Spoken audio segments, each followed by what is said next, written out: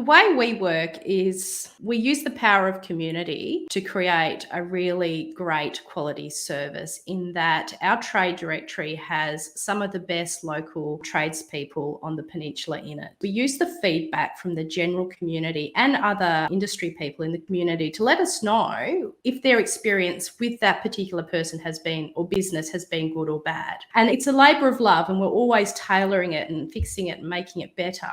You're listening to the She Renovates podcast. You're listening to She Renovates, the podcast for women who want to renovate to create an income and a life they love.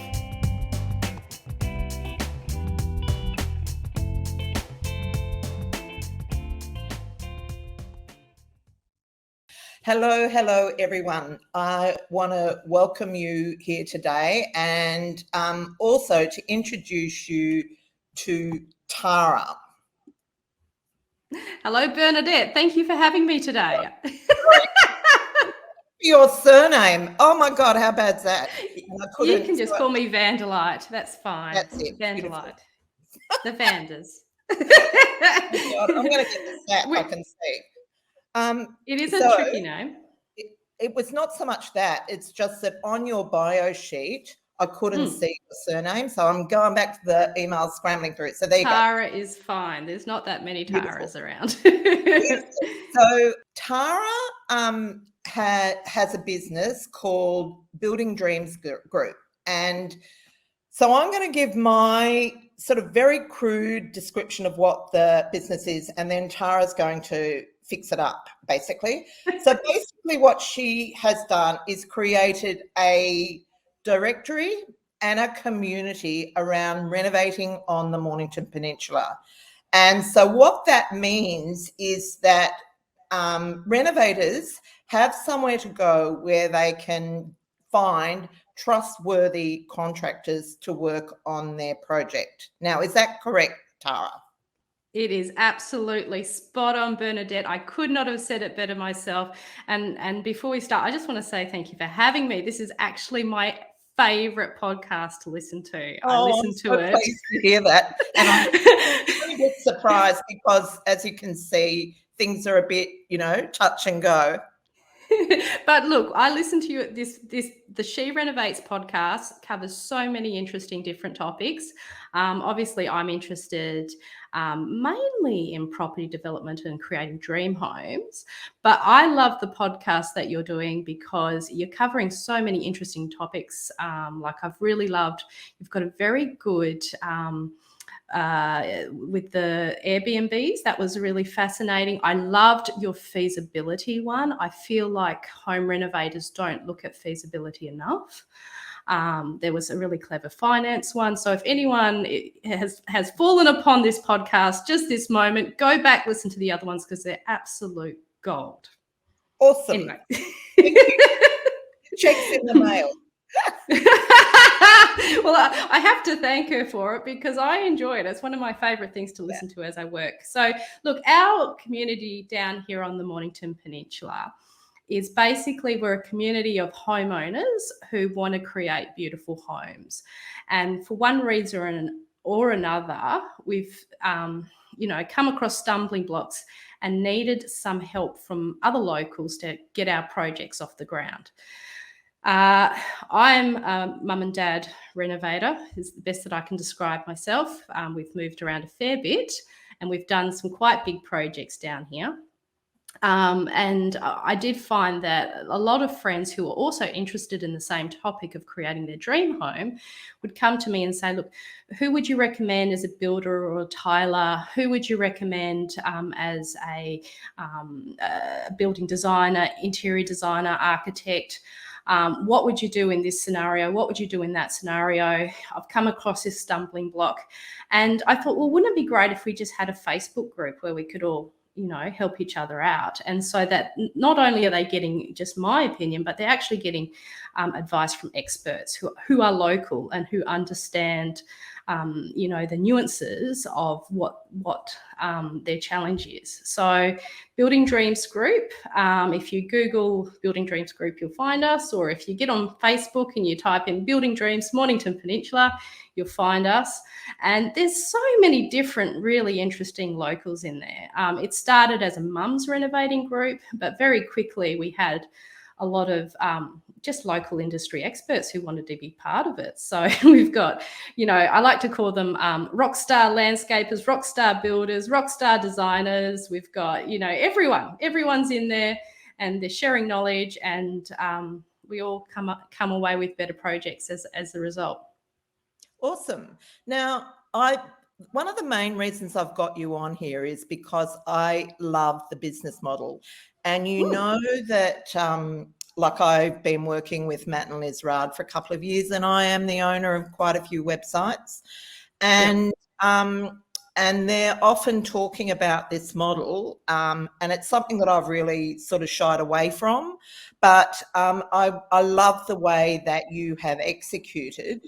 And so before we get into that, we are going to be talking about some tips and tricks around engaging and managing trades. But before we get into that, I just did want to ask you a few questions about this. So Yes. One of the things that you say on the website is that you curate the business listings. What does that mean? Absolutely.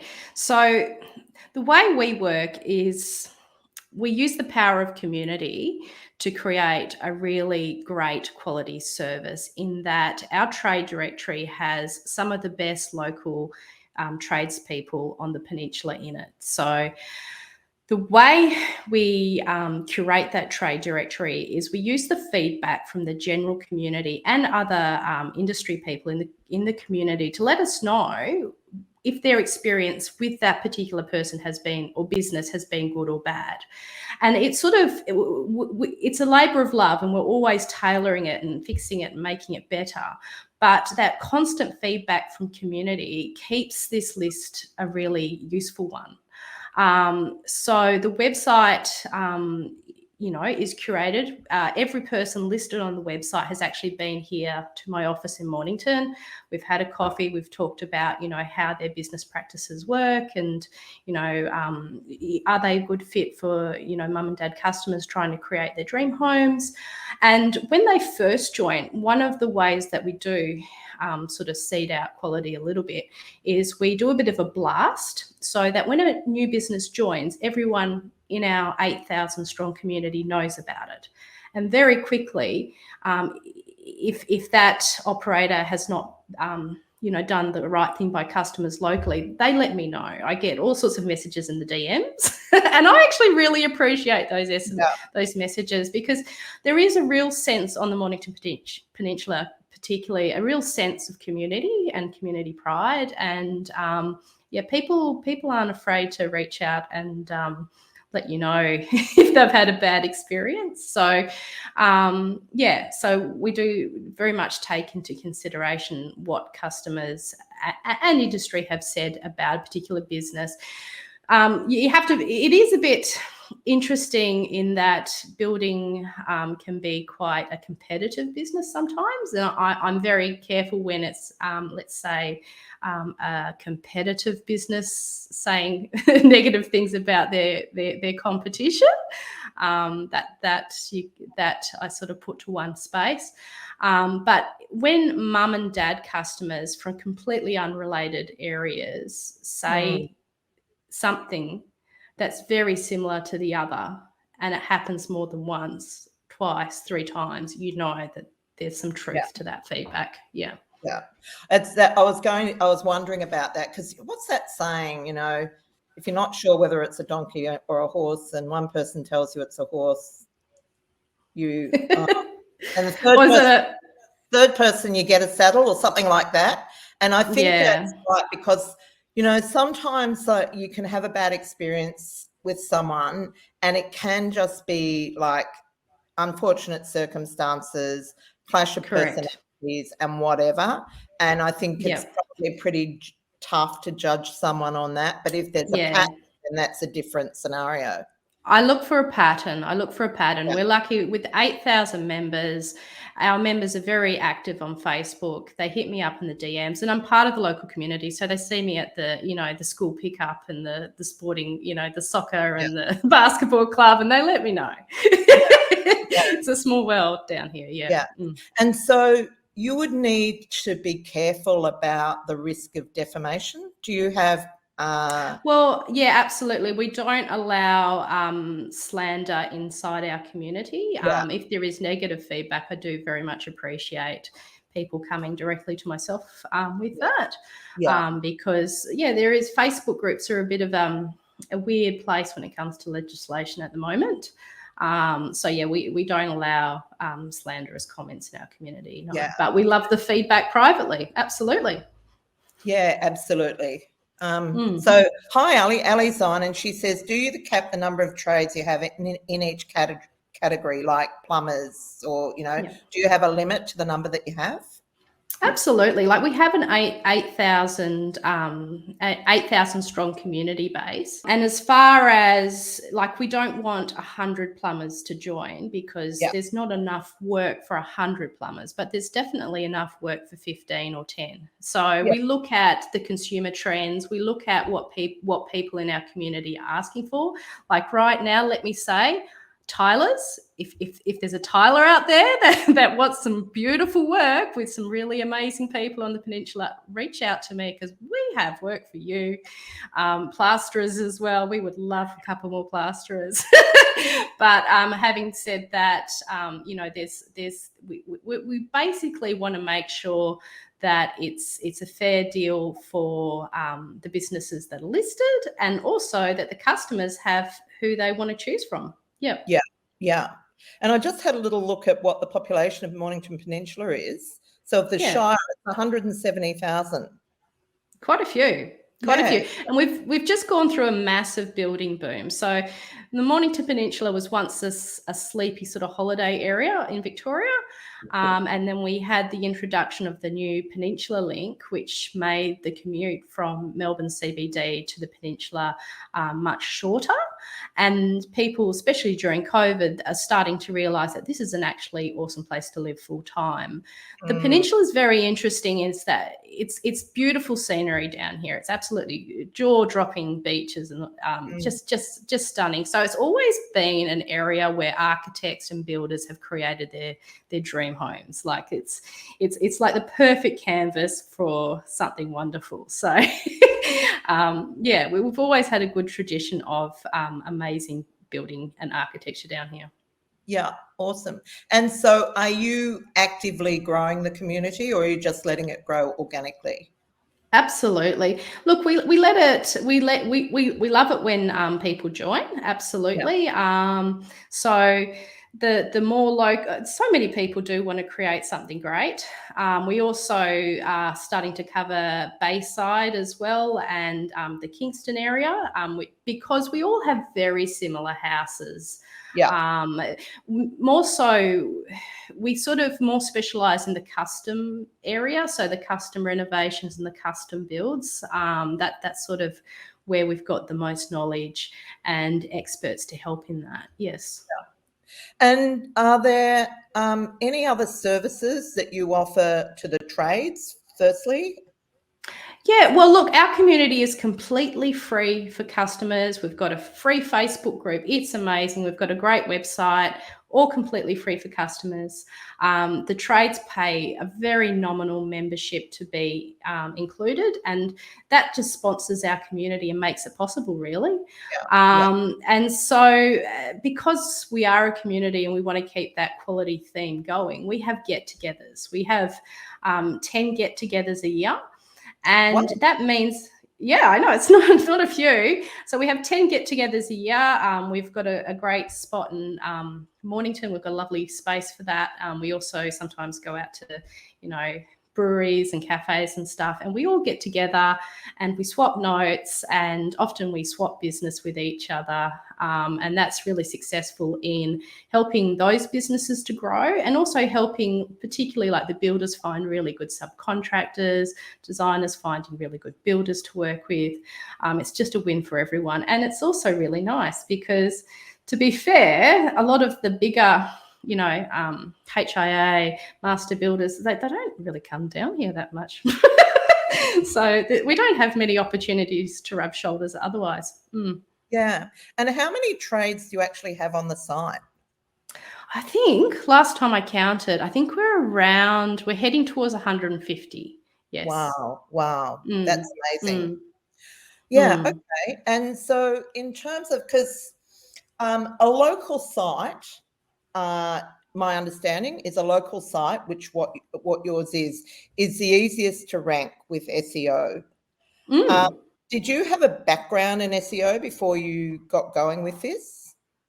I am from a marketing background. I'm a marketer who just fell in love with houses. I should have been a building designer, but no, or an architect. I went down the marketing communications area for careers. But then I started developing houses as well. So here I am. And SEO is something that we've always sort of seeded in the background. But our main driver is Facebook. We love Facebook. The traffic from Facebook to our website accounts for about 75% of our traffic. And we love those customers in particular because they're coming to our trades from a place of actually wanting them, not just anyone. So, it's interesting. So yes, we have partnered with SEO agency as well, and we are ranking quite well in quite a few very key terms. But that wasn't our first drive. Our first drive was the Facebook community because I think our people really do trust Facebook groups to a certain extent as well. Hearing that word of mouth, Yeah. So one of the problems that owners of free Facebook groups have is the people that self-promote. Do you have any issues with that? Yes. Okay. So what we prefer in our Facebook group, and we do make it very clear in so many different spots, is that we want genuine recommendations of businesses that people have used, not their brother, sister, cousin, business associate, partner. We just want, if you've used a good tiler, if you've used a good painter and they're local, please let us know about it because that's partly how we find great people to work with. We do have moderators in our group, and moderators go through to see if there's a trend in how people are recommending things. So if you notice the one person recommending a business, prolifically, it's not hard to click on them and quite easily find out that they're the sister, brother, cousin, friend of whoever they're recommending. So we want a level of genuine recommendation in there, definitely, because also we want good businesses, so we want to make sure that those recommendations are reasonably genuine. Yeah. Okay. And so one of the things that you said to me when we had a conversation is I should have a directory on my site. You should. I would really love to hear a bit more about that because I guess one of the things that concerns me is because we span over several states, is that feasible? Yeah, that's a really good question. So look, directories are useful for any community, whether that is a primary school who has an art show or the local footy club who has some fundraising effort. We do like to use businesses that have, sponsored our thing that we are into. If we're part of a community, we want to use other people from that community because there's a level of safety there. There's a level of, tit for tat, look after each other sort of thing. So working with other people in your community is really good. A directory is great. It's just helpful because even myself, when people are always coming to me and asking for these people, I can just shoot them there. So someone like you, Bernadette, I am so sure everyone wants to use Bernadette's, person we want to use. So just from a administration point of view, She Renovates, having a directory would make a lot of sense.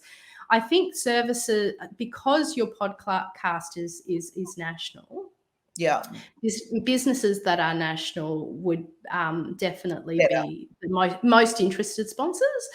So I think She Renovates has quite a good opportunity in that way, where that there are some very large multinational businesses who would like that broad connection. But I think also specialist services that aren't geographically dependent. Like I did notice you've got an amazing mortgage broker that I listened to on your finance podcast. Now she can do a mortgage from anywhere, so she's the perfect sponsor. So I think anyone who's a sponsor should be in a directory. Yeah, awesome. Okay, well, I'm going to move on that. So now that was a perfect.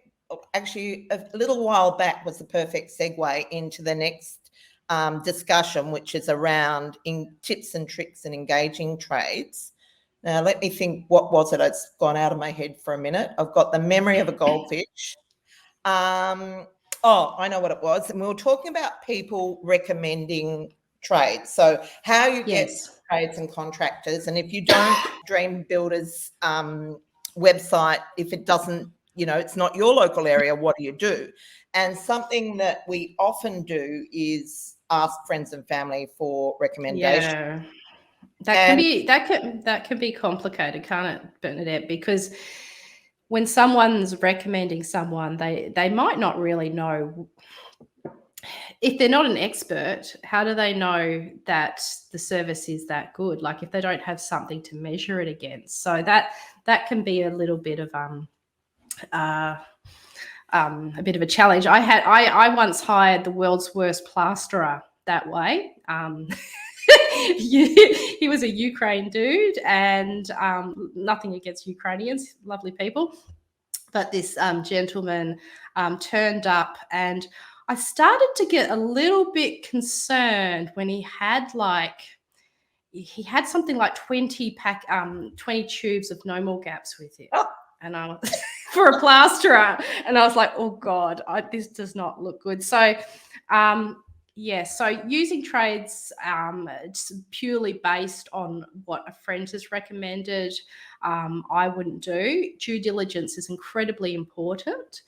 Now, as far as due diligence is concerned, you want to know that person's licensed, and you also want to see previous work. So they should have some sort of, if they're a legitimate business, they should have some sort of a digital footprint. They should have some photos of their work.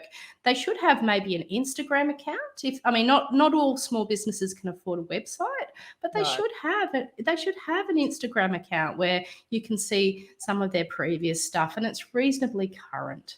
And if you get a weird feeling that maybe that's stock photography, it probably is. Isn't that there's that yet? But that's a new one. Yeah, look, people can tell stock photography, even though if your instinct that it doesn't add up, then it doesn't add up. But look, some things to look out for is a digital footprint for sure.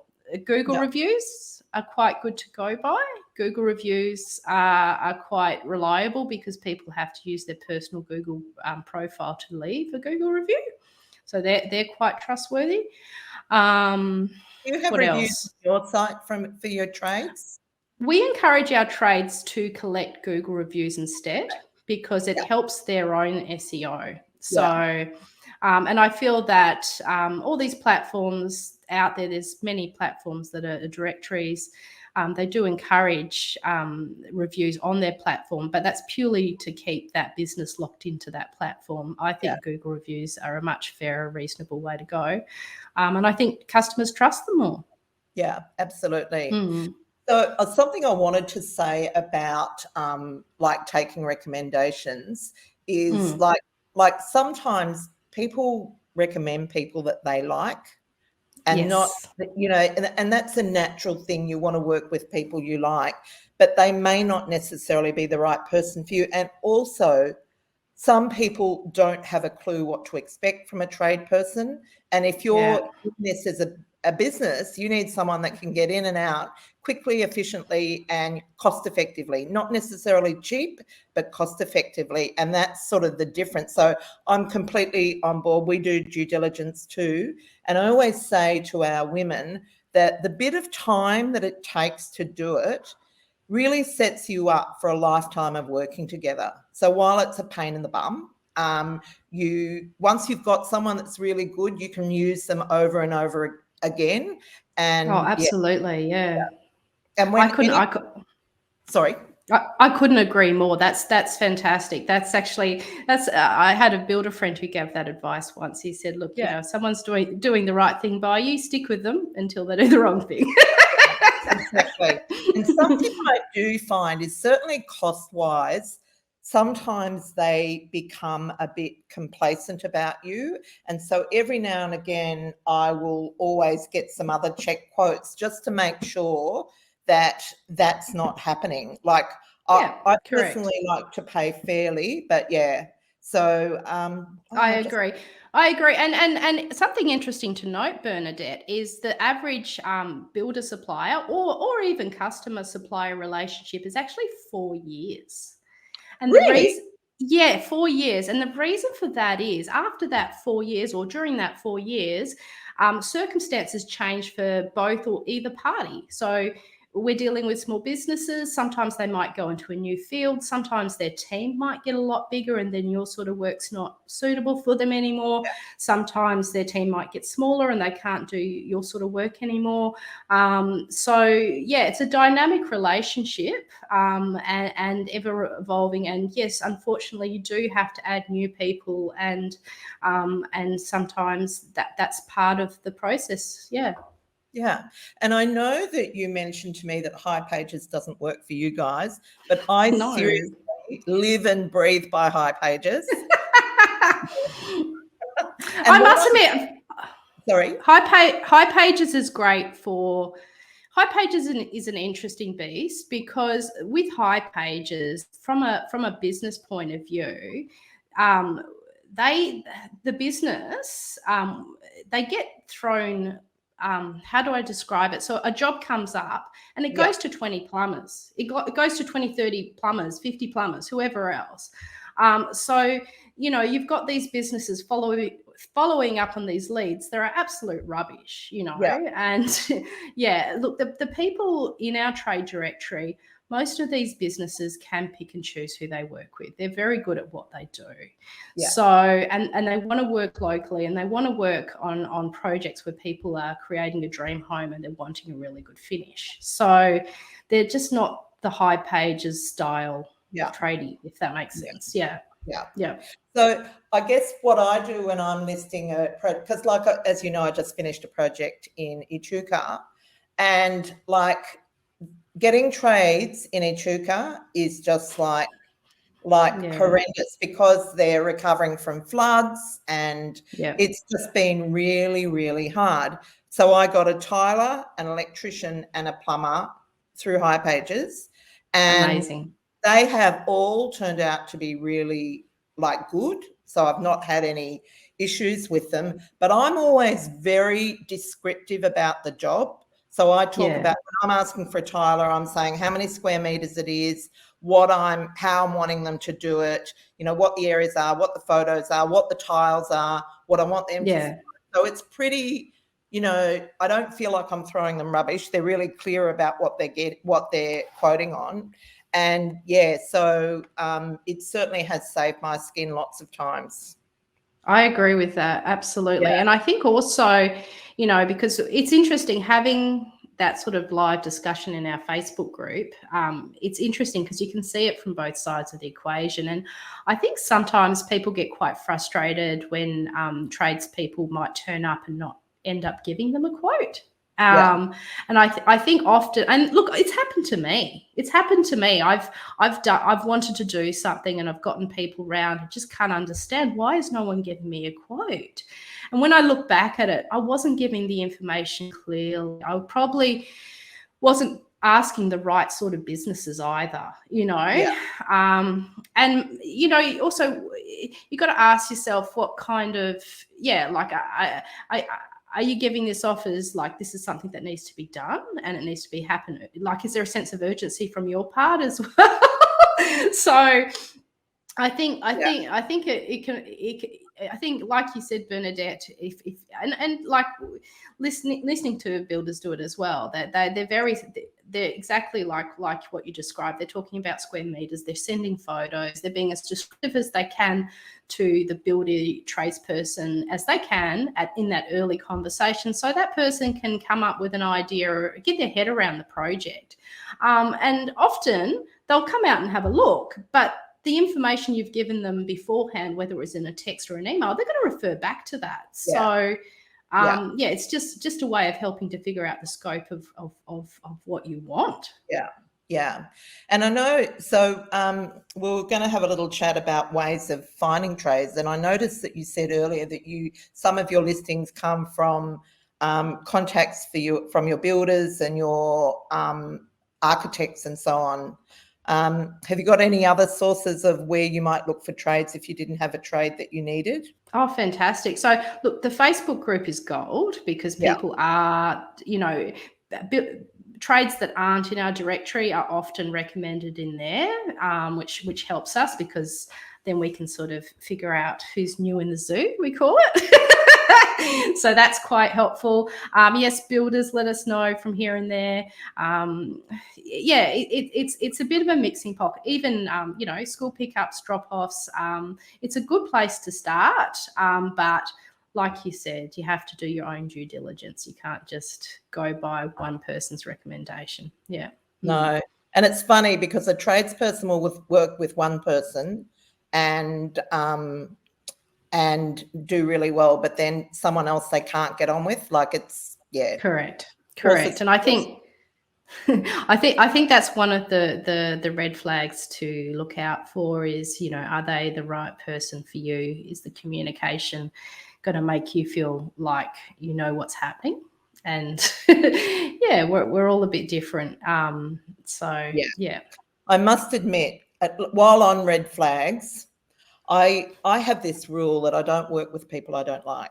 It's just I find really, and the ones that I really don't like are the ones that come in huffing and puffing and catastrophizing, telling you this is catastrophizing. Really big job, and I think, look, spare me, like yes. You know what they're doing. They're conditioning you to give you a ridiculous quote, and so that's I call them that too. I call them the huffy and the puffy, because they're just like they're just like they're just accidents. Not in the right headspace.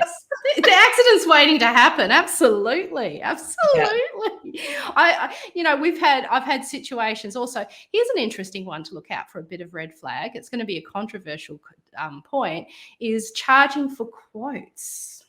That's an interesting one, isn't it? Because I think that can sometimes be a red flag, and it also can be a green flag depending on the scenario, can't it? So subcontractors, we're talking tilers, glass people, so on and so forth. When it's an item that's sort of under the 15,000 mark, if they're charging you for a quote, really, that doesn't sound right. And I think from that, if that early point in the conversation, it's I think I'd be looking elsewhere. But when it's a more complicated project like a build or a large landscape, or we're talking, 300,000 plus, if there's a discussion of charging for a quote or a sense of scope, and that charge is reasonable, like look, to give you a rule of thumb, a estimator charges around $2,500 to $3,000 for a whole build. So a quote or a scope of works shouldn't be that much. It should be far less than that. Far less. But let's say you're doing a $1.2 million build. It's not uncommon now for builders to say, look, we do charge for we can give you a ballpark price, a very a range. But for us to give you an exact figure, there is a deposit involved, a small deposit. It might be 500, it might be 1,000, it might be 1,200, and that often comes off the price of the project if you do go ahead with them.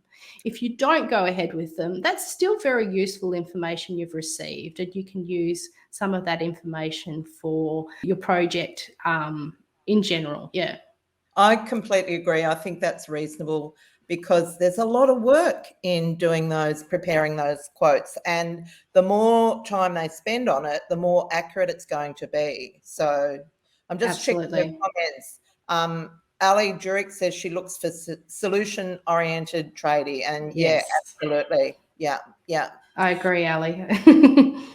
Okay, so Tara, now, where to from here? What are your hopes and dreams for your little community? And we want to do more. We want to look after Bayside, and we also want to look after Kingston down here on the down here in Melbourne. So we've got scope for that. But we do want to stay very locally based because we love to have our networking get-togethers. I think they really help the businesses, and they help customers get a better service as well. So yes, you will see me in the background finding great people making things happen. So with those get-togethers, do you have any sort of educational element to it? Do you have we do. Talk or? Yeah, we do, definitely. We definitely make it easy for them to network, but also if there's often they want some help with a bit of video, a bit of photography, a bit of marketing, a little bit of branding, and we have experts in those sort of areas who give basically free education. So it's nice. These small businesses have very little budgets when it comes to marketing, so we want to help them out any way we can for free. Yeah, beautiful. And so James has just said, I understand not charging for quotes. I don't like to pay for them, but how do you avoid not having people just being tire kickers and asking for a lot of quotes? I like that, like Bernadette was saying, the phone call. The phone call is really useful. So if you might have to help. If you're good at have a very good sales process, you'll be able to ask the right questions to know if that customer is the sort of customer for you. And you know what? Maybe you shouldn't be with High Pages because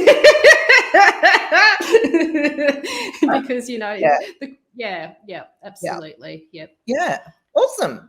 Well, listen, I think we have done the topic justice, and I want to thank you for coming onto the podcast. I've enjoyed having you. I love your model, and congratulations and all the best in the future. It's such a pleasure, Bernadette. Thank you so much, and keep making your fantastic podcast. I love it. Thank you. Thanks. And you'll have an extra special guest to tune into when this goes live yourself. Yes. That would be interesting. Thank you. This is the She Renovates podcast. To discover how to harness the power of renovating, check out theschoolofrenovating.com.